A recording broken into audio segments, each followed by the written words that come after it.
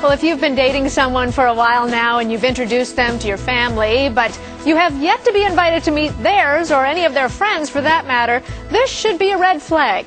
Life coach and author Chandra Alexander is here to tell us why meeting the inner circle is essential in serious relationships. This is a TRASHionalization. I've never met his family or friends, but I guess that's not important as long as we're together. Yes, another TRASHionalization. Yes, yes. Remember last week we talked about, I think one of the things we talked about was whether or not when you're with somebody at the beginning, whether or not they're sharing information about themselves. I think this falls under the same sharing kind of umbrella, doesn't it? It does. Yeah. Well, let's look at the first point that we bring up here. Sure. It's when a man is proud of you, he wants you to meet the people who are important to him. That makes sense. I think it does make sense, and I think that we make excuses for that. And I'm not saying that the first time that you go out with someone, they immediately have to scoop you up and introduce you to everybody. That might be a red flag. You know? Right. Run. Yeah, you may want to run in the other direction. But after you've been out with someone for a certain amount of time, and you're beginning to spend time together, and someone doesn't introduce you to his friends, to his family, I mean, you need to take a look at that. Some people have a hard time figuring out how they're going to introduce you early on. Well, I think that what has to happen is that when someone is really comfortable, I don't think that you're very nervous about it. And you don't have to give them a label. You can just say, this is Chandra. Right. I've told you so much about her. Isn't she great? I think that when you're excited about someone, I mean, even when I just have a friend, a girlfriend, and I have other friends, and she's somebody new in my life, I want to say, hey, I want you to meet I want someone I like to meet someone else I like. Right. That's what that's about. Okay. A man who is serious about you knows you are a prize and wants to show you off. Right.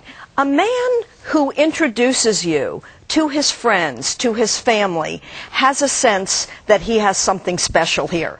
The one thing that a man is not going to do is he's not going to introduce you to anyone if he doesn't think that you're a prize. You understand? Right, I understand. So the corollary of that is true. When he thinks he has a prize, when he thinks it's something special, this is a way that he begins to kind of tie it up a little bit.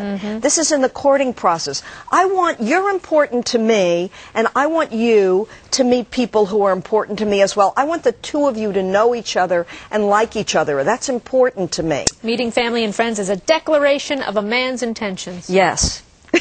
Yeah. That makes sense. Yes, I think it is a declaration. I mean, to assume that you're going to get engaged the following week is probably presumptuous. Right. But I think that as you get to know someone, as you start to share stuff, as you begin to become more connected, part of being connected is that he wants you to be connected to people that he feels connected to.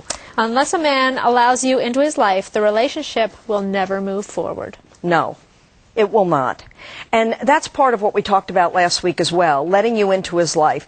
Letting you into his life is talking about things that have happened to him, sharing information that he feels would let you get to know him better, or that you feel you need to know in order to feel safe with him. Right. By that very same token, when you meet somebody's family and friends, you kind of get a different idea of what this person is about. You get to see them in a different environment. You get to see how they relate to family, how they treat one another. It's very, very important, not only for you to feel more connected, but for you to be able to see somebody's character a little bit better. It's very telling, isn't it? How Very everybody telling. interacts around the dinner table. It's very, very telling. Stop involving him in your life if he's not involving you in his. Well, you know, I do not believe in tit for tat, and that is not what I'm talking about, so I don't want anybody to think that. But there is an equanimity in relationships where you don't overlook red flags. If you have been taking your bow to meet your family, to meet your friends, and every time something comes up, there's an excuse.